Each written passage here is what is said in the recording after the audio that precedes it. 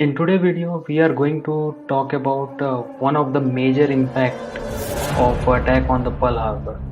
The surprise attack on Pearl Harbor had caused some outrage across whole USA, and at that time, Imperial Japanese had awoken some sleeping giants across whole America, they got filled with some uncommon sense of patriotism at that time. So let's talk about that major impact, the Battle of Midway.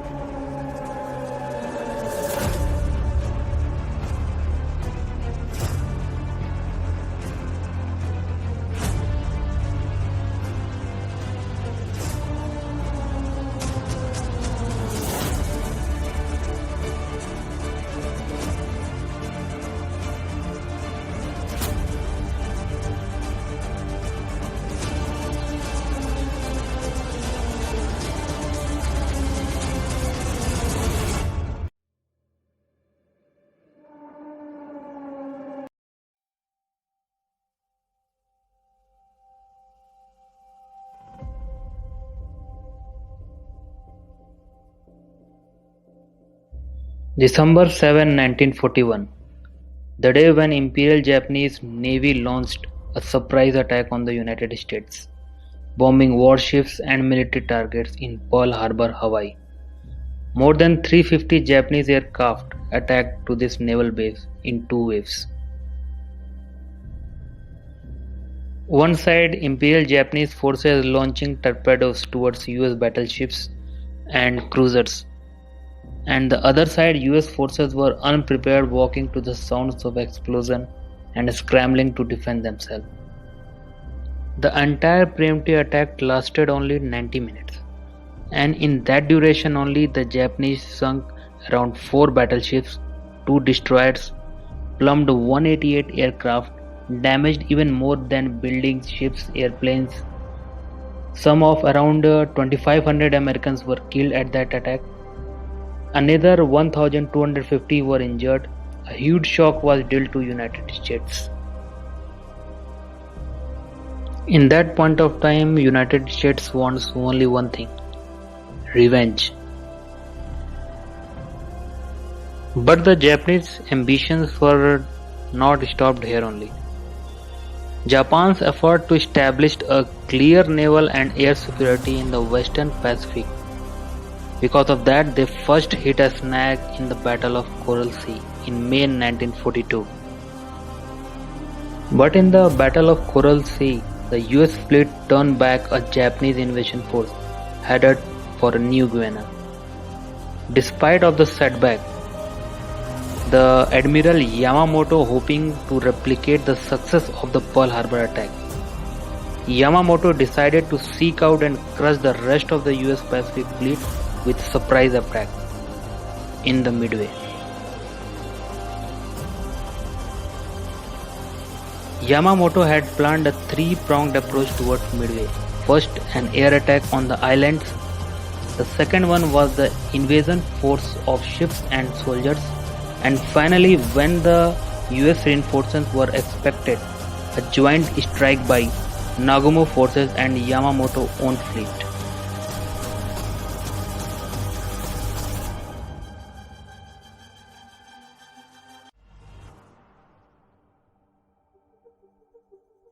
From the beginning of 1942 only, US Navy cryptanalysts had begun breaking off each and every Japanese communication codes. They knew a week ago what Japan is planning in Pacific. What they were not sure about, what was the target location. As Japanese were calling the target location as AF in their code words.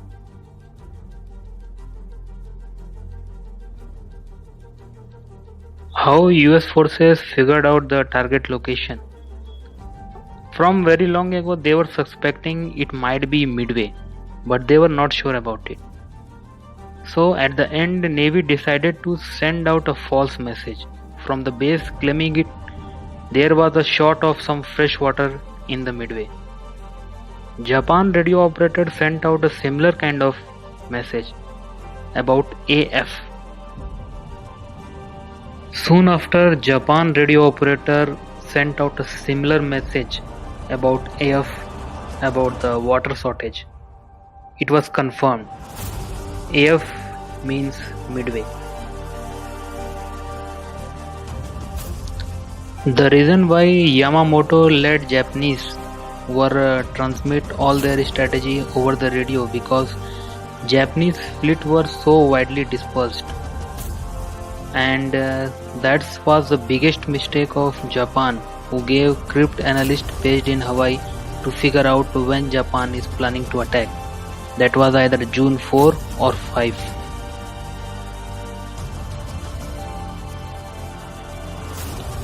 Now with all these prior informations, US forces have advantage to develop a combat plan for this invasion.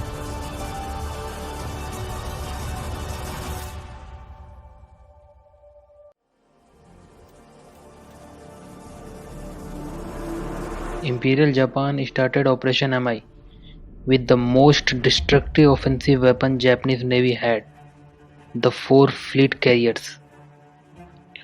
Those 4 Japanese fleet carriers named were like Soryu, Hiryu, Kaga, Akagi. These all Japanese 4 fleet carriers were under the command of Vice Admiral Nagumo Chuichi. On the day of attack, Nagumo had 4 carriers with him, and his flagship was Akagi. Real Admiral Yamaguchi was the commander of Carrier Division 2, and he made Hiryu his flagship. Among all those 4 carriers, Nagumo had combined strength of 248 aircraft. Nagumo has dual missions. One, to take out Midway. He needed to neutralize the base and its aircraft before the invasion convoy arrived 2 days later. The second task of Nagumo was to keep lookout for enemy carriers that might appear in the defense of the Midway Island. According to Japanese invasion plan, this was unlikely as the Americans were not expected to react so quickly to the invasion.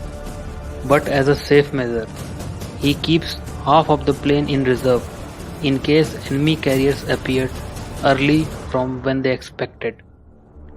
According to some prior intelligence operations just to trace out the exact location of US carriers, that indicated Nagumo that the carriers were still in the port of Hawaii. And as far as Nagumo was concerned, everything was going as he planned. But reality was something else.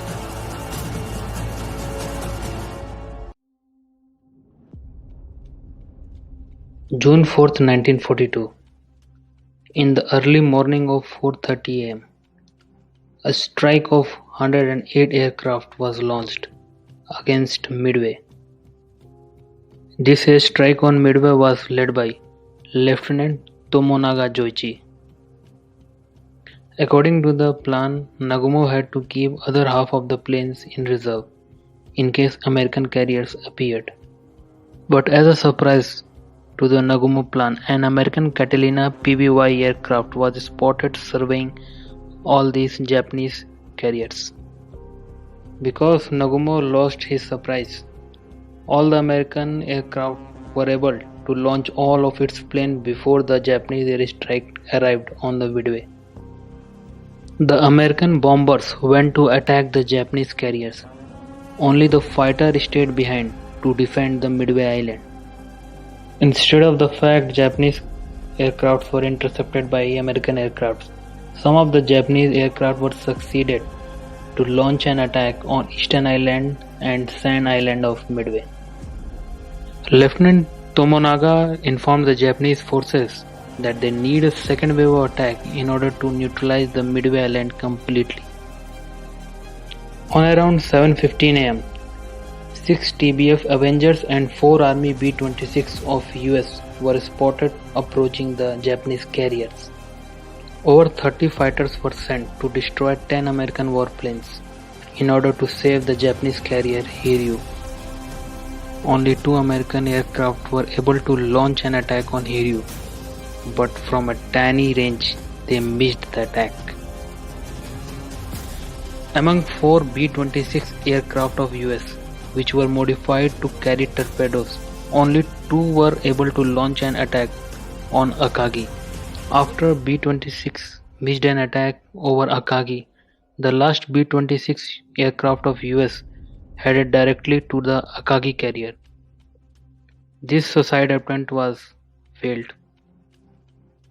After US B-26 Avenger attack, Dauntless attack, B-17 attack, Vindicator attack, among all these 52 American aircraft, not a single hit was achieved on the Japanese carrier.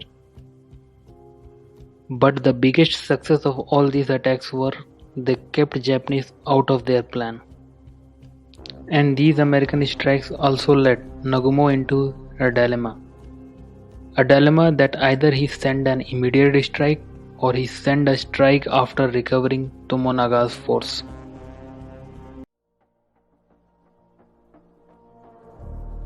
The unbroken victory of these four Japanese aircraft carriers was come to an end. Around 10:25 am, two squadrons of 30 dive bombers came and they all teamed up on one carrier, the enormous, prominent Kaga. Kaga was practically taken by surprise, and the carrier had received 4 hits.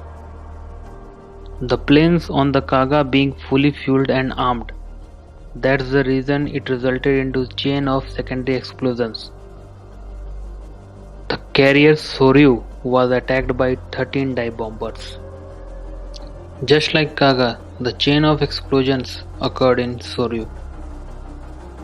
When the Kaga was hit, the 3 dive bombers hit Akagi as well. Akagi was able to survive the single hit, but due to the chain of explosions, it also turned out into a fire. After losing 3 carriers, the only Japan surviving carrier, Hiryu, had launched 2 waves of attack on Yorktown. After a long chase with Hiryu, at the end US dive bombers hit at Hiryu as well. After the loss of Hiryu, all these 4 Japanese carriers were out of the commission. Though a major combat in the Battle of Midway was over, by the evening of June 4th, US troops at the sea and on the Midway Island continued their attacks on Japanese over the next 2 days. On June 6, Yamamoto ordered his ships to retreat, ending the Battle of Midway. In all, Japan had lost around 3,000 men, including more than 200 of their most experienced pilots. Nearly 300 aircraft, 1 heavy cruiser, 4 aircraft carriers. On the other hand, American had lost Yorktown and Hammond, along with 145 aircraft and approximately 360 of their servicemen. As a result of US victory in Battle of Midway, Japan decided to abandon its plan to expand its reach in the Pacific, and also decided to remain defensive in the rest of the World War II. That decision turned out to be the turning point of the rest of the World War II. The war in the Pacific would continue for another 3 years if the Battle of Midway doesn't happen. But the Allied victory of Battle of Midway marked a crucial turning point.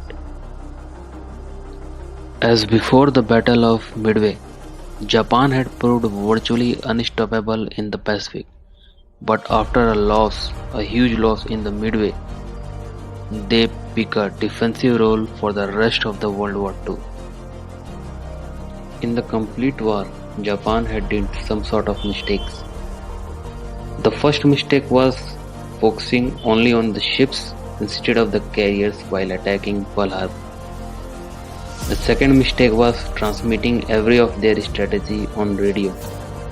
And the third mistake was tracing out wrong locations, wrong information about the US carriers. The Battle of Midway was undoubtedly the greatest naval battle in the world history. Instead of the every odds the soldier had faced, there is something like a human spirit, a magic blend of skill, which led each and every soldier of both sides to fight till their last breath.